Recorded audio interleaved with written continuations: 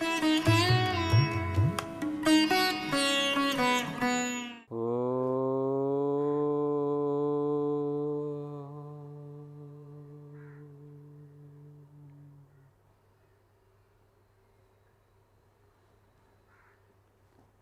यहाँ पर देखिए स्वयं तेन, स्वयं ये अव्यय है आत्मना के अर्थ में। तृतीया विभक्ति का जो आत्मन शब्द में रूप बनता है ना, आत्मना, इस अर्थ में स्वयं अव्यय है। तो स्वयं ये अव्यय तेन क्तांतेन से समस्यते, जैसे स्वयं, सु, धौत, ये क्तांत है धौत, धाउ धातु है और क्ता प्रत्यय है। धाउ धातु तो उदात्त है, पर ये उदित है ना, तो उदितो वा कहता है कत्वा प्रत्यय को विकल्प सेट होता है। उदित धातु हो ना, कत्वा प्रत्यय की अनुवृत्ति है, तो फिर वो यश विभाषा कहेगा कि जिस धातु को कहीं विकल्प सेट कहा है तो निष्ठा मेट नहीं होता। तो धाव और तय, छो शूडन नासिके च, छः को श और वह को ऊठ हो जाता है, तो धा वह को ऊठ, अनुनासिक और जलादि कित, तो क्ता प्रत्यय जलादि कित है ना, तो उसके पर वह को ऊठ हो गया। एते धत्युटसु, आ और ऊ को वृद्धि हो गई, औ। स्वयं धौत, स्वयं धोतौ पादौ, औ आया सुपो धातु प्रातिपदिकयो, इनका लुक हो गया। फिर विभक्ति आ गई वही औ।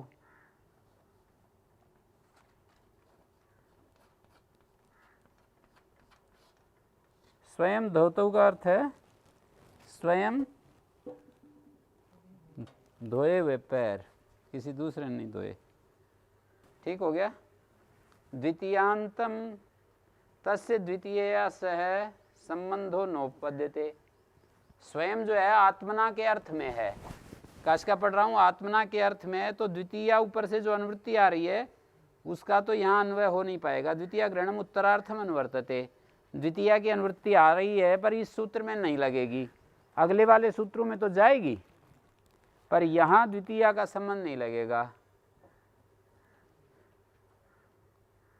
द्वितीया ग्रहणम उत्तरार्थम अनुवर्तते, द्वितीया ग्रहणम आगे ले जा रहे हैं। स्वयं इत्येतत् सुबंतम क्तांतेन से समस्यते तत्पुरुषस्य समासो भवति, स्वयं जो सुबंत है वो क्तांत के साथ समास होता है और तत्पुरुष समास होता है। ठीक है, क्तांत के साथ समास होता है और वो तत्पुरुष समास होता है। स्वयं धोतौ पादौ स्वयं विलीनम आज्यम, स्वयं विलीनम, वी पूर्वक ली धातु क्ता प्रत्यय तय को न हो रहा है। किससे हुआ ये विलीन शब्द में तय को न? हाँ जी, एक स्वादिगण है, स्वादिगण में एक गण सूत्र आता है स्वादया ओदित है, धातुपाठ है तो देख सकते हो। वहां पर यह कहा कि स्वादि धातुएं ओदित मानी जाती हैं, ओकारित संज्ञक मानी जाती हैं। सूंग प्राणी प्रसवे धातु है, हाँ, तो यहां से लेकर के और ये स्वादय ओदिता जहां तक है, कितनी धातुएं हैं ये?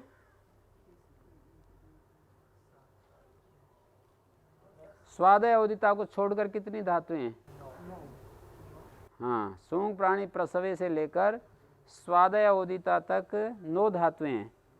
तो इन 9 धातुओं को ओदित माना जाता है। ओदित का मतलब है ओकारित संज्ञक, इनका अनुबंध ओकार लगा देना चाहिए, लगा हुआ समझना चाहिए, मानी ये ओकारित संज्ञक धातुएं हैं, ओकारित संज्ञक धातुएं। हाँ, इस तरह से हैं ये। हाँ, तो ये जो है सारी धातुएं स्वादि धातुएं ओदित हैं, और ओदित हैं तो ओदितश्च निष्ठा नत्व हो जाता है। तो इस तरह से लिंग धातु भी इसमें आई है, तो विलीनम बन गया। हाँ जी,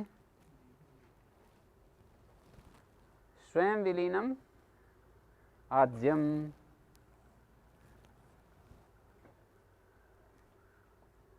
ठीक हो गया अभी? हैं? स्वयं विलीनम आज्यम कहते हैं स्वयं पिंगला हुआ घी, स्वयं धोतोपादो स्वयं विलीनम आज्यम। ऐक पद्यम ऐश्वर्यम च समासत्वाद भवति। कह रहे हैं यहाँ पर कुछ परिवर्तन तो हुआ ही नहीं, समास भी हो गया और कुछ परिवर्तन भी नहीं हुआ। कहते परिवर्तन ये है कि ये एक पद बन जाएगा, दो पदों का एक पद हो गया। स्वयं विलीनम आज्यम ये दो पदों का एक पद हो गया और एक स्वर हो जाएगा फिर समासस्य अन्तोदात्त।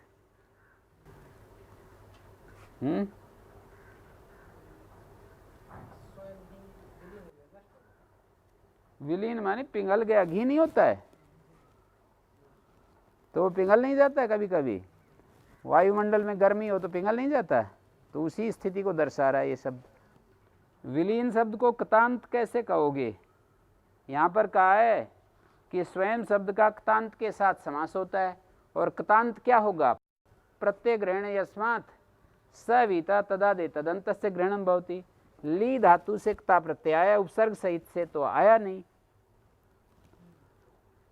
क्ता प्रत्यय जो आता है ना, बताया था ना आपको कि धातु उपसर्ग समुदाय से प्रत्यय लाएं तो उपसर्ग अलग कर लिए जाते हैं। वी पूर्वक ली धातु से क्ता प्रत्यय लाएंगे तो वी उपसर्ग अलग कर लिया जाएगा। तो कैसे करोगे?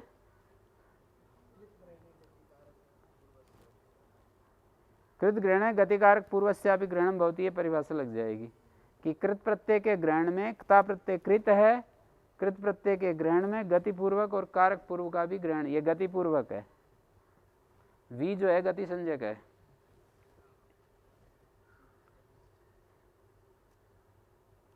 ठीक हो गया। खट्वा क्षेपे,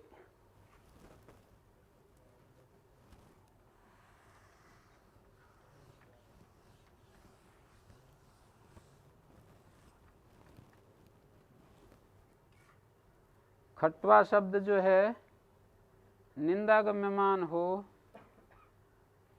क्षेपे गम्यमाने समस्यते तब पुरुषस्य समासो भवति। क्षेप कहते हैं निंदा को, सच समासार्थ एव तेन विभाषाधिकारे भी नित्य समासा एव अयम। विभाषा का अधिकार होते हुए भी ये नित्य समास ही है। नहीं वाक्येन क्षेपो गम्यते,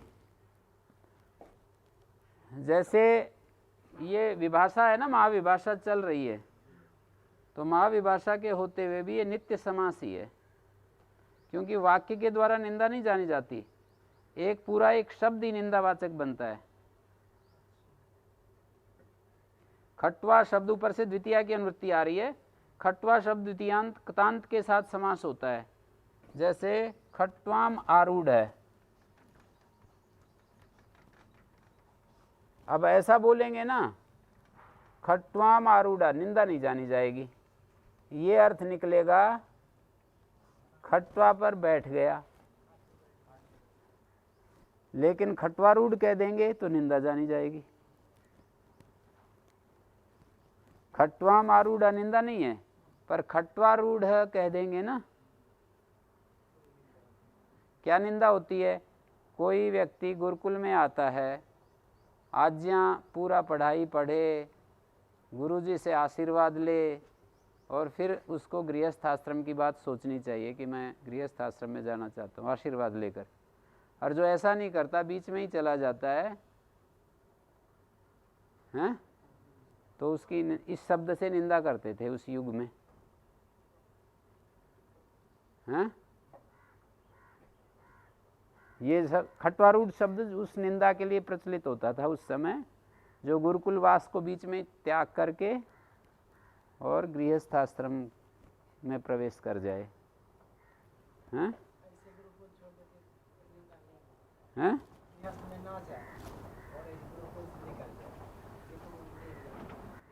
नहीं, वहाँ तो उस समय ऐसा नहीं होता था ना।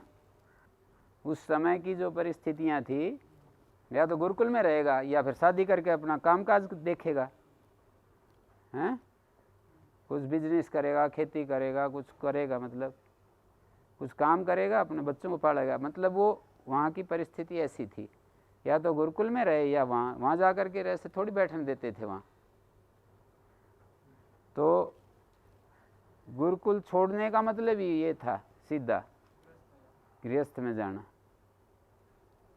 नहीं तो गुरुकुल में रहता था।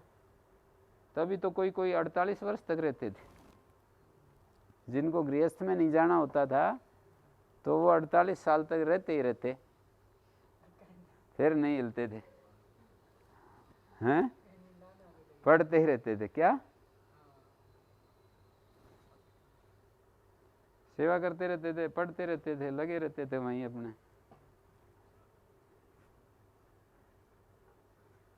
यहाँ पर खट्वारोढ़ उपलक्षण है विमार्ग प्रस्थान का। सर्व एव अविनीता खट्वारूढ़ इत्युच्यते। यहाँ आप वाला प्रश्न का भी उत्तर आ गया कि कोई शादी ना करे और वैसे ही जा कर के समय खराब करने लगे, उसको भी खट्वारूढ़ ही कहते थे, हैं?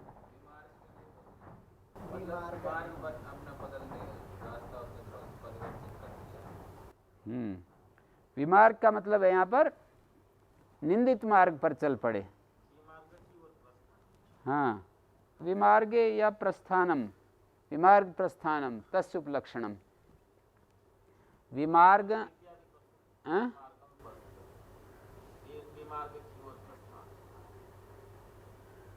विमार्गम प्रति प्रस्थानम, ऐसे करो फिर। विमार्ग के प्रति जो प्रस्थान है उसको विमार्ग प्रस्थान कहते हैं। भूमि शयनार हो ब्रह्मचारी। ब्रह्मचारी वो तो जो भूमि में शयन करे। वेदाध्ययन काले तेन अधीत्य स्नात्वा गुरु भी अनुज्ञातेन खट्वारोढ़व्या। कहते हैं वेदाध्ययन काल में पूरा अध्ययन करके और स्नात्वा का मतलब समावर्तन करके, स्नान करके, जब समावर्तन कराते थे तभी उसको अच्छा सा बढ़िया स्नान करवाते थे, उसको शीशा देते थे, तेल देते थे, साबुन देते थे, श्रृंगार के प्रसादन देते थे, तब तक उसको कुछ भी नहीं मिलता था, हैं? सब कुछ पढ़ने के बाद जब जिस दिन प्रस्थान करता ना, स्नान करवाते, तब सारी चीज़ें उसको भेंट करते थे गुरुजी कि आज से ये सब चीज़ें तेरे काम की हैं, हैं, श्रृंगार आदि ये वो सब हैं। गुरु भी अनुज्ञातेन खट्वारोढ़व्या। गुरु की आज्ञा लेकर फिर खाट पर बैठते थे। खाट पर बैठने का मतलब अच्छे गद्दे वाले, जैसे आप लोगों के जैसे वो होते हैं, वो शयनासन होते हैं ना, जैसे आप लोगों के डनलप जैसे, उस आसन पर फिर बैठते थे, सोते थे, मतलब हैं। तब तक शिला के ऊपर ही लेट जाते थे, ऐसे धरती के ऊपर लेटे रहते थे, करते रहते तपस्याएं। यत्तु अन्यथा खट्वारोहणम तद विमार्ग प्रस्थानम। ये उपलक्षण है सब कार्यों का। खट्वारूढ़ो जालमा खट्वा प्लुत अपथ प्रस्थित, अपथ पर चल पड़ा। क्षेपेति किम खट्वा मारूढ़ा। वाक्य में निंदा नहीं होगी।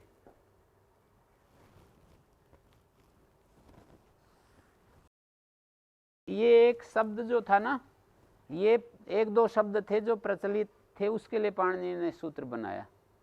खट्वारूढ़ा, खट्वा प्लुत ऐसे चलते थे पाणिनि के समय, तो उनके लिए ये सूत्र बनाया है।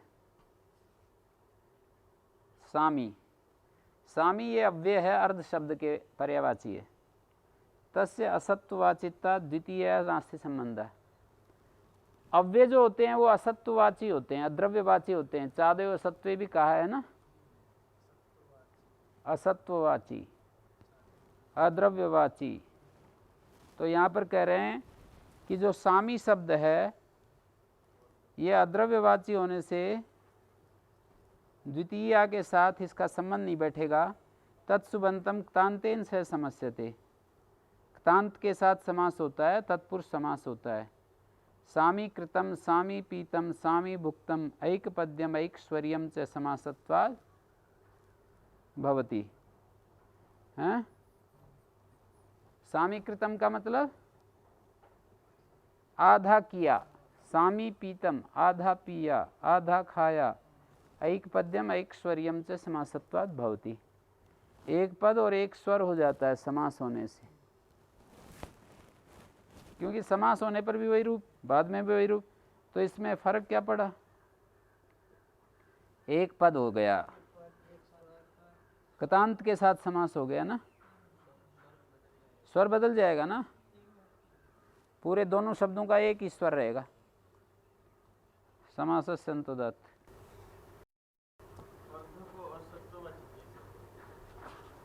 अव्यय है ना, चादेव असत्व, असत्व अर्थ में अव्यय संज्ञा होगी, निपात संज्ञा अव्यय संज्ञा।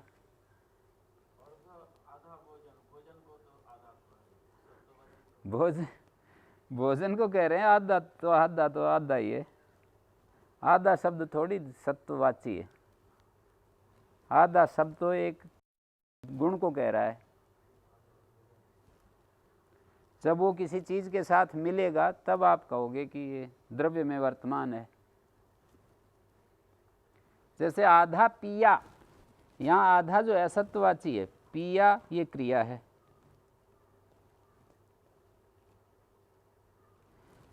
जो कर्म शक्ति, करण शक्ति, ये जो शक्तियां हैं ना, ये द्रव्य के आधारित होती हैं। दो प्रकार के शब्द हैं हमारे पास, क्रिया शब्द और द्रव्यवाची शब्द। तो जो कर्मादि शक्तियां हैं वो द्रव्य आधारित होती हैं। कर्म शक्ति द्रव्य के सहारे रहती है। करण शक्ति, अपादान शक्ति, संप्रदान शक्ति, द्रव्य आधारा कर्म शक्ति।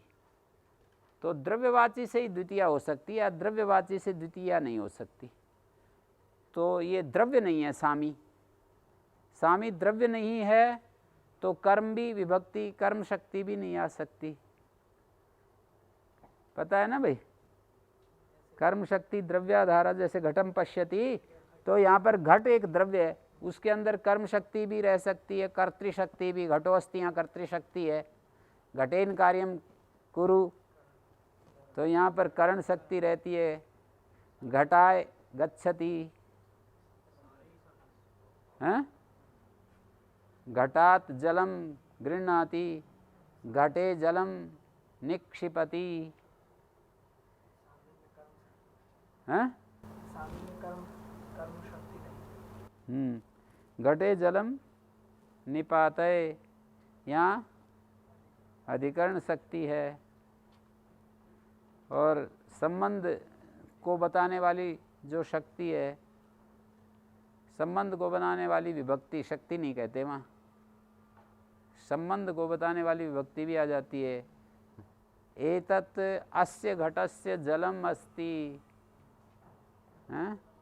तत्तु तस्य घटस्य अस्ति। घटस्य जलम आसीत् कुत्र गतम, घट का जो जल था वो कहाँ गया? क्या क्या भाव में? भाव में क्या?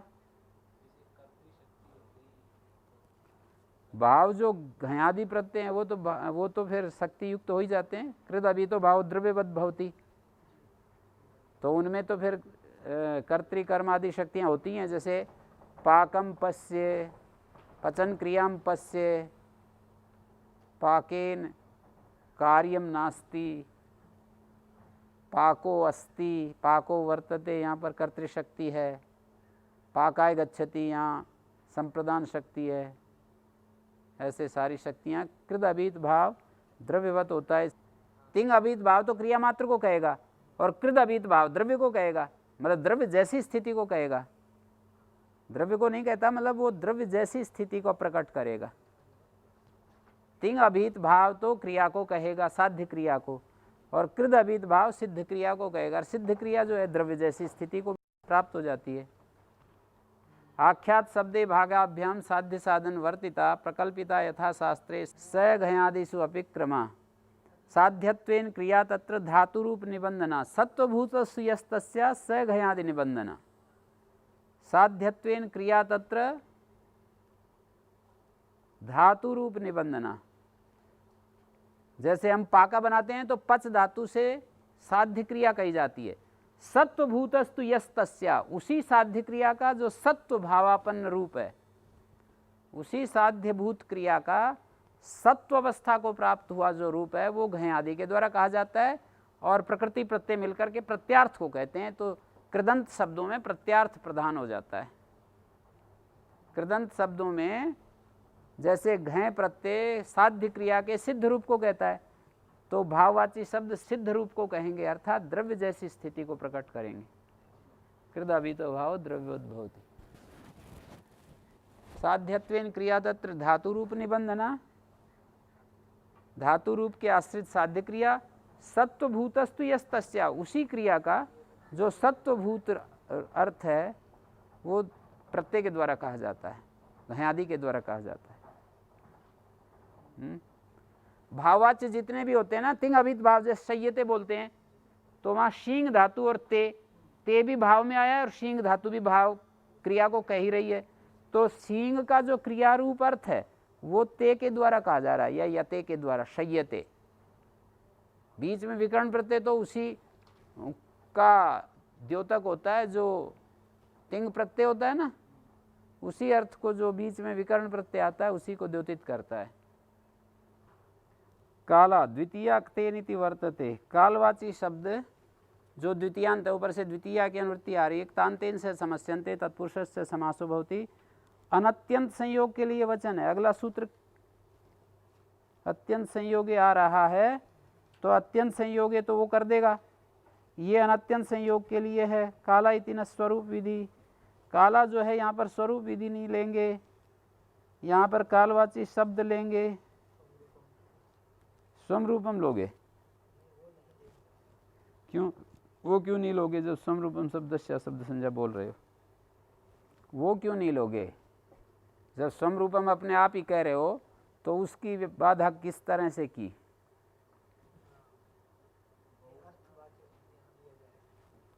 क्यों जी, कोई बताएगा? हाँ, बहुवचनांत पढ़ा है, ये उत्तर है। क्षण मुहूर्ताश्चराचरा, 6 मुहूर्त होते हैं जो चराचर होते हैं। चराचर का अर्थ होता है गमनागमनशील। चराचरा का अर्थ है चरंतो अनवस्थिता, चलते हुए रहते हैं। चर धातु से अच प्रत्यय किया और अच के परे रहते, अच प्रत्यय के परे रहते एक वार्तिक है। चरी चली पतिवदी नाम उपसंज्ञानम आक्चाभ्यास से, अच के परे रहते चर को दुर्वचन हो गया और अभ्यास को आकागम आद्यंतो। आकागम विधान सामर्थ्य से ये कित है, कह की अलंत्यमित संज्ञा होगी। चरा चर, बहुवचन में चरा चरा।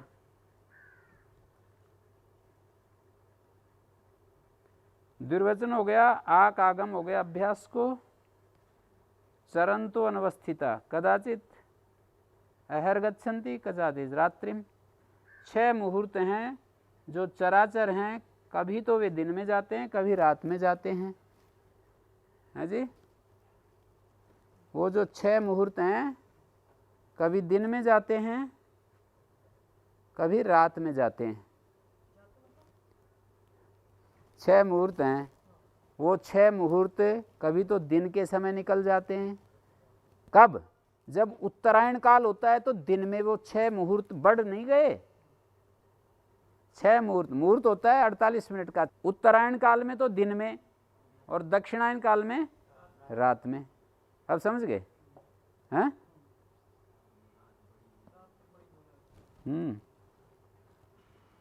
अब यहाँ पर वार्तिक है। 60 मुहूर्ता, टय कौन है हो रहा है? यरनास के अन्नासी को वा। 6 मुहूर्त हैं, कभी अहर गच्छन्ति, कभी रात्रि। अहर शब्द किस विभक्ति का रूप है? ये द्वितीय एक वचन है। रात्रिम गच्छन्ति, जैसे रात्रिम में द्वितीय हो रही है, अहर शब्द में भी द्वितीय हो रही है। सु और अम विभक्ति आएगी, उसका समूर्ण पुरुषार्थ लुक हो जाएगा, और लुक होने के बाद क्या सूत्र लगाओगे? रो सुपी, र आदेश हो जाएगा। एहन शब्द को र आदेश, एहन सूत्र तो रू करता है, रो सुपी र करता है, तो यहाँ र हो जाएगा, अशुभ परे रहते। अहर गच्छन्ति, गच्छन्ति अशुभ है, समझ गए?